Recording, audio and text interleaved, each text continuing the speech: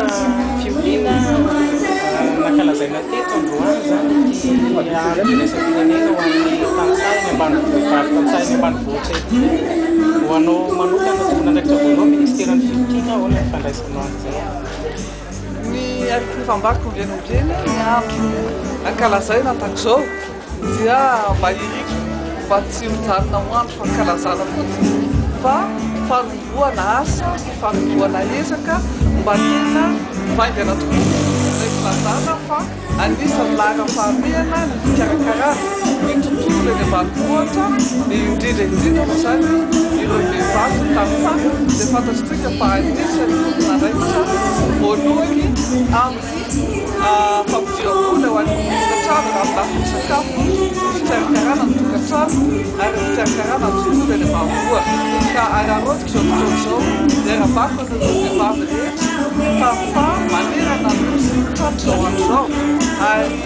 mametoky raha ohatra mametoky amin'ny hoe amin'ny taniteny sy miafatra mba hanoanana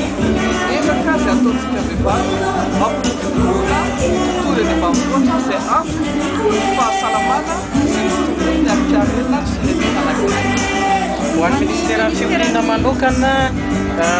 misy ve ny karazana projet zany ho an'ny vehivavy tantsaina ambanivohitra natomboka tamin'ny taona 2024 ary natomboka tany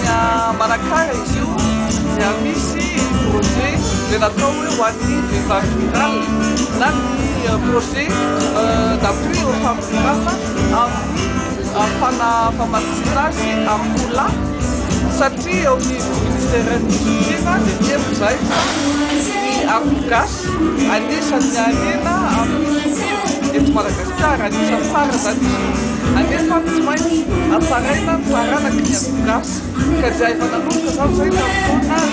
sy roarivo ny famatsiana akola an'ireo vehivavy eny ambanivohitra anatsarana ny taranaky ny akogasy manao an'izany fampifanana ary mamatsy fitaovana ihany ho an'ireo fikambana vehivavy fikambana vehivavy vatsinainy sy ampianarinay fanatsarana taranaky ny akogasy. Mety misy hoe tetikasa hoe mba hanofarana zay ho an'ny fikambanana hafa fikambanana pisy zany tena tanjon'ny ministera fiolina amin'izay fanomanana ny nataony aloha zany teo an'ny ministera fiolina dia ny hoe fikarakarana an'ireo vehivavy tantsaha eny ambanivohitra zany io aloha zany dia natao taona 2010 sy roarivo telo ambinifolo sy roarivo tsy mijanona ihany zahay fa ny fantatrareo ihany koa fa ny fikarakarana tamin'ny teny dia ny vehivavy no anisany lefaka